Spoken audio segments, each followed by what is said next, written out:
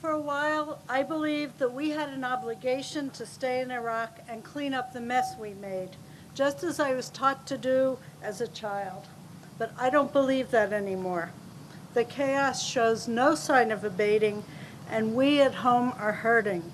We need our troops at home. Certainly their families need them at home.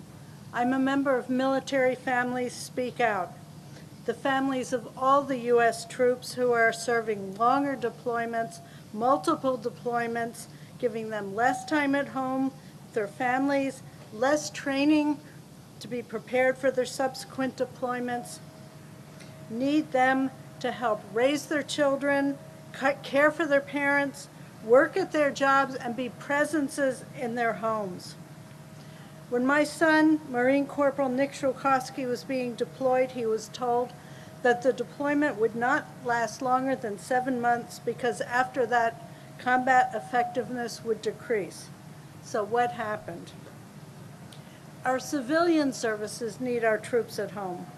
Remember when Governor Sebelius of Kansas didn't have National Guard troops to help during the floods because they had all been deployed to Iraq? Now, when I learned history in elementary school, we learned that the National Guard was an outgrowth of the colonial militia, there to protect the people at home. But they can't protect us if they're not here. We need the troops at home. And what about our troops?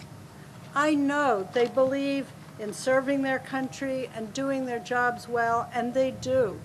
But at what cost? They need to come home too. America needs its troops in America, and the troops need to be in America. Bring them home from Iraq. My family and I have been hurting since November 14th, 2004, when we lost my son, Corporal Nick Shulkowski, a Marine sniper in Fallujah. His niece, Madeline, who was born a month before Nick was killed, asked her mother just last week, "When is Uncle Nicky coming to our house?" How do you explain the concept of never to a 2.5-year-old? How do you explain it to me, to my family, to Nick's friends?